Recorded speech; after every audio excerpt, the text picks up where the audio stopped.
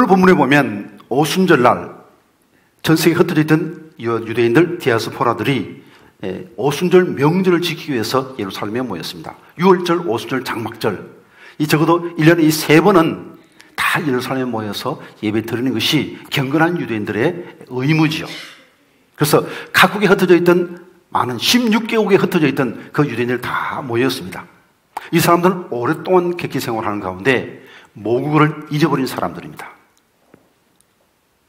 히브리 말을, 갈릴리 말을 할 줄 모르는 사람입니다.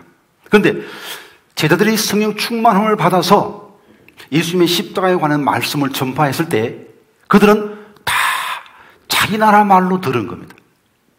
아마도 제자들은 갈릴리 말로 말했을 텐데 듣는 사람은 전부 다 자기 나라 말로 들은 겁니다.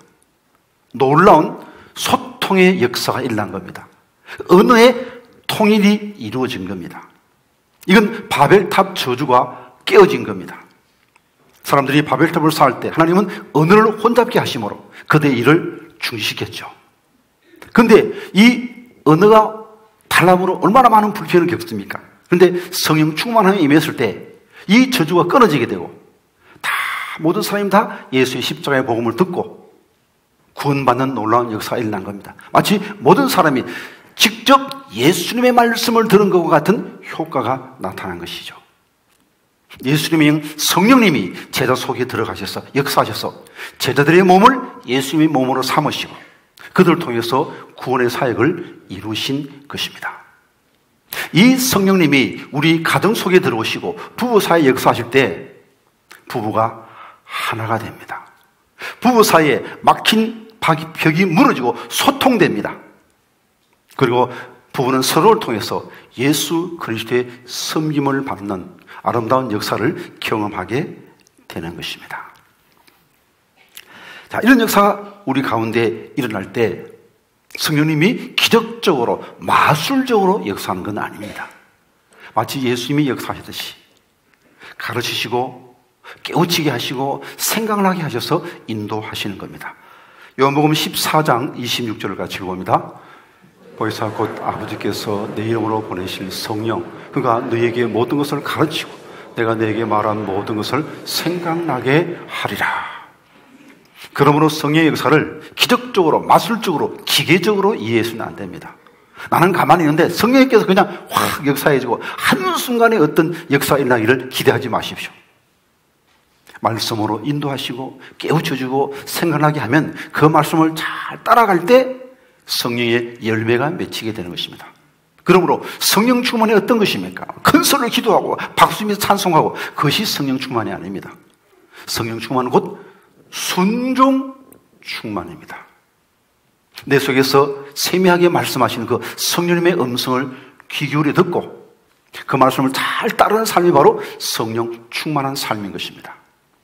성령님은 우리 속에 들어와 계신 내재하신 하나님이십니다. 내 속에서 그러면 안 돼. 이렇게 해야지. 깨닫게 해주시는 거예요.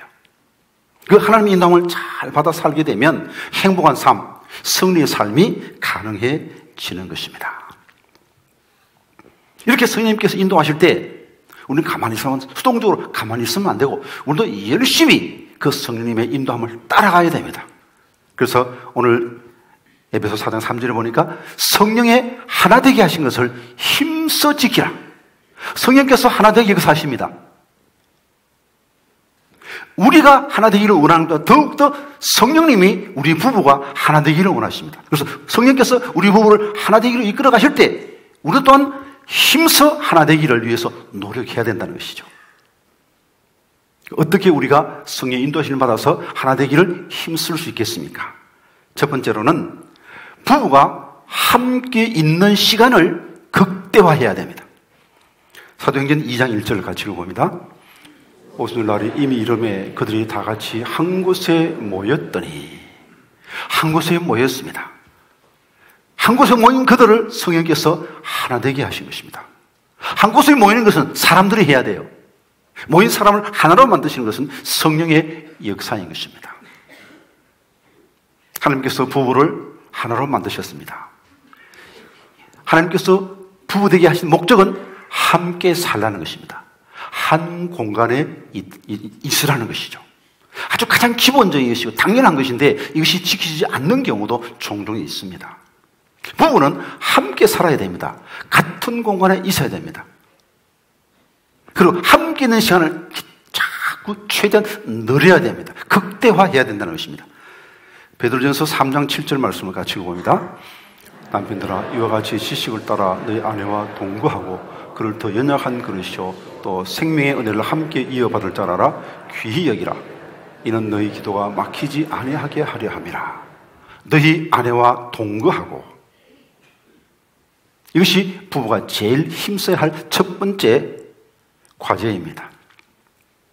최초의 범죄를 기억하십니까? 에덴 동산에서 누가 먼저 꾀임을 받았습니까? 아담과 하와가 함께 유혹에 빠졌던가요? 아니지 않습니까? 하와 혼자 있을 때 뱀이 찾아온 겁니다. 부부가 함께 있지 못한 것입니다. 대부분의 부부의 범죄는 부부가 떨어져 있을 때 생기는 겁니다. 떨어져 있을 때 사탄이 틈을 타는 것이죠. 그래서 혹자는 이렇게 말합니다.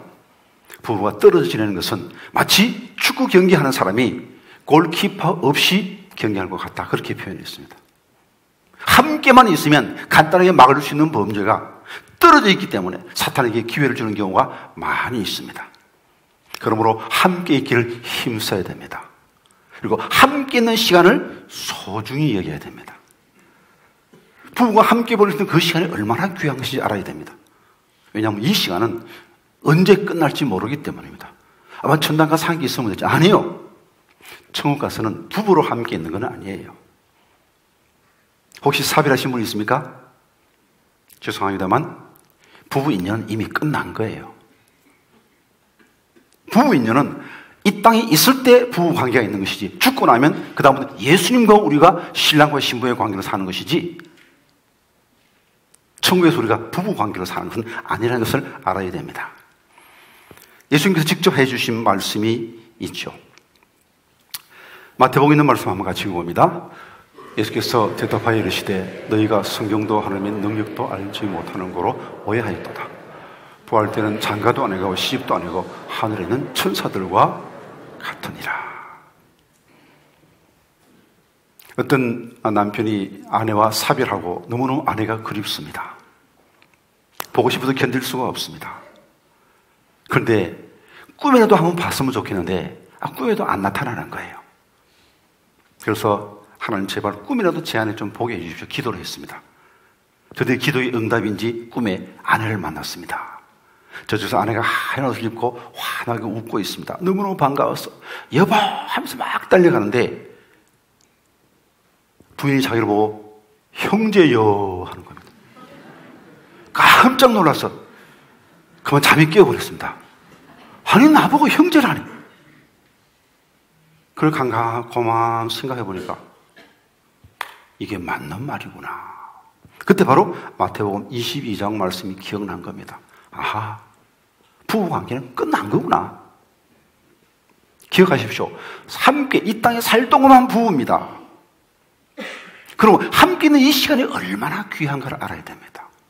여러 가지 이유로 부부가 떨어지겠죠. 주로 경제적인 이유 때문에 떨어지겠죠. 더 많은 돈 혹은 부부 함께 있는 시간 어떤 것이 더 소중합니까? 더 귀한 것을 선택하십시오. 함께 있는 시간은 영원하지 못합니다. 부부가 함께 있는 이 시간보다 더 소중한 것은 없는 거예요. 서로 함께 있어 행복하고 떨어져 불평하고 괴로운 것이 사랑하는 거예요. 함께 있어 행복해야 그게 바로 사랑인 겁니다. 성령께서 우리를 하나 될 수 있는 함께 있을 수 있도록 인도하십니다. 여기 우리 또한 힘써 하나 되기를 힘써서 함께 있는 시간을 극대화함으로 매일매일 행복을 만끽하시는 복된 믿음의 부부들 다 될 수 있기를 간절히 기원드립니다.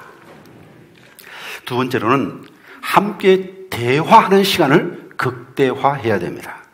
사도행전 2장 7, 8절 말씀을 같이 읽어봅니다. 다 놀라 신기하게 여기르되 보라 이 말하는 사람들이 다 갈릴 사람이 아니냐. 우리가 우리 각 사람이 난 곳 방언으로 듣게 되는 것이 어찌 됨이냐.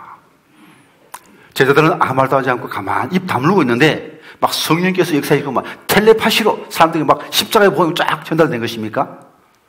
저희들은 입 다물고 있는데 성령께서 역사해서 이심전심으로 십자가의 복음이 전달된 것입니까? 그건 아니에요. 제자들이 예수의 복음을 전하고자 하는 마음을 가지고 열정을 가지고 말을 했어요. 그리고 소통되게 한 것은 성령의 역사입니다. 말은 우리가 해야 되는 것이고 그 말에 소통의 효과가 있게 하는 것은 바로 성령께서 하실 일인 것입니다. 함께 대화해야 서로에 대해서 알 수 있고 함께 대화를 통해서 부부의 마음이 하나 되는 겁니다. 어떤 사람은 우리 부부는 30, 40년 오래 살아가지고 대화 안 해도 끄떡없습니다. 그리고 7, 80대 해가지고 황혼 이혼한 사람 많이 있어요. 아니요. 아무리 오래 살아도 대화해야 알 수 있지. 대화 안 하면 몰라요. 사람의 생각, 감정, 그리고 필요, 시간에 따라 다 달라지는 거예요. 30대 이런 부부 이걸 원했기 때문에 내 아내는 이걸 원한다. 지금 70대 됐습니다. 원하는 게 달라졌어요. 대화를 해야 압니다. 대화 안 하면 모르는 거죠. 대화를 통해서 서로의 필요를 알아야 됩니다. 그런데 이 대화면에서 특별히 약점을 보이는 것이 남성들입니다. 전 세계 모든 남성들의 공통된 약점이 아내와 함께 대화하는 시간을 충분히 갖지 못한다는 것이죠. 저는 이것이 남편들의 공통된 죄라고 생각합니다. 죄는 하말티아라는 것은 관역에서 빗나갔다는 거예요. 하나님이 원하신 그 삶에서 빗나가면 이게 다 죄예요. 꼭 뭐 살인, 간음 이것만 죄가 아닙니다. 아내와 충분히 대화하지 못하는 남편은 분명히 지금 죄 짓고 있는 거예요. 자, 에베소 5장 24절에서 27절까지 말씀을 같이 읽어봅니다. 그러므로 교회가 그리스도에 가듯 아내들도 본사에 자기 남편에게 복종할지니라.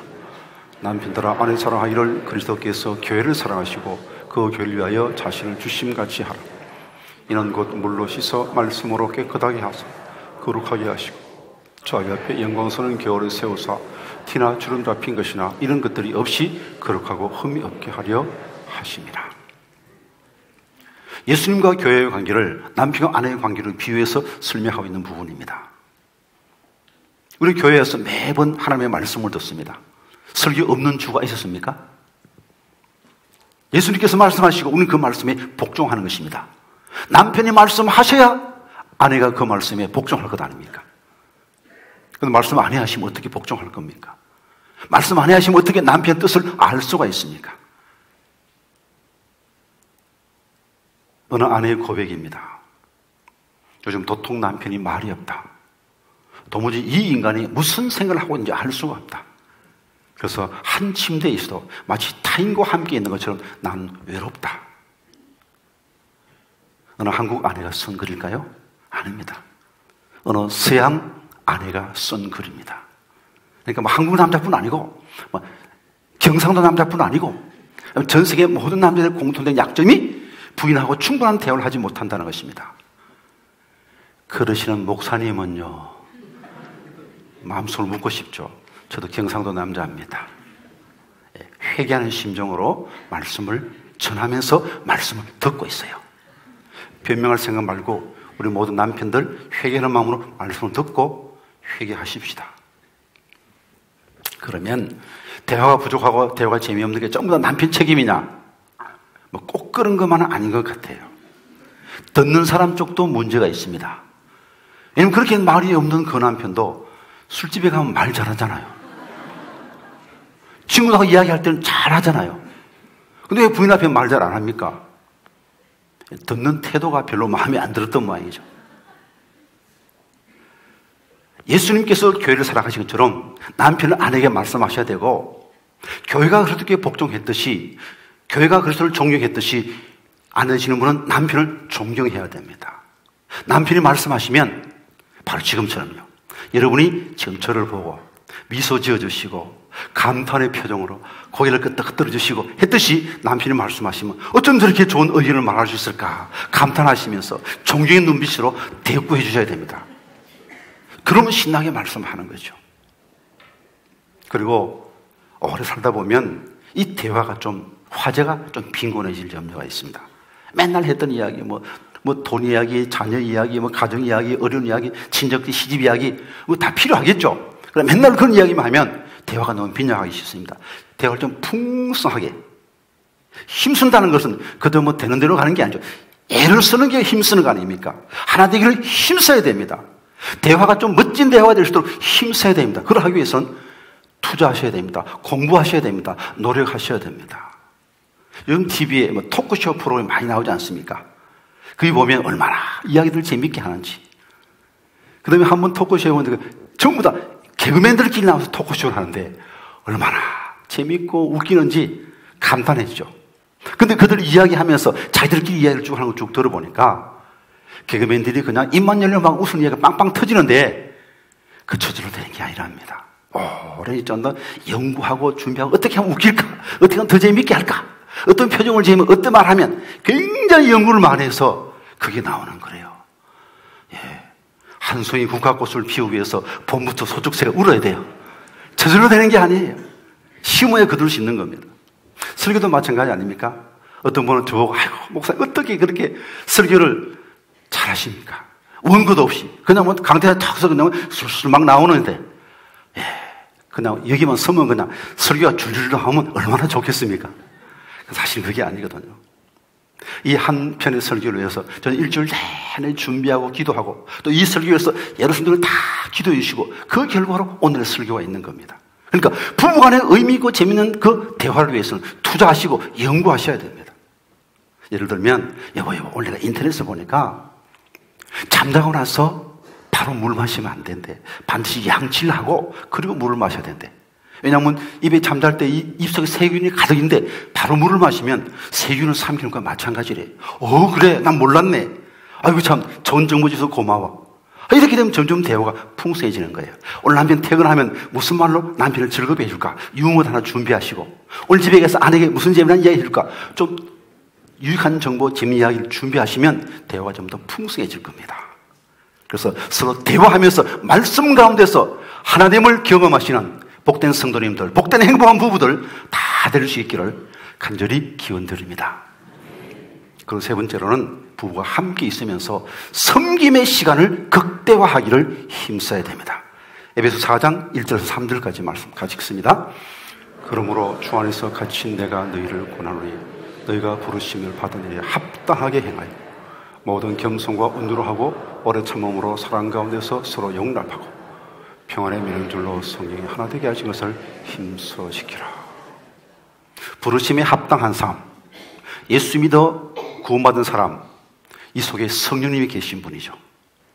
성령님 계신 분은 내 몸이 바로 예수님의 몸이라는 것을 아는 사람입니다.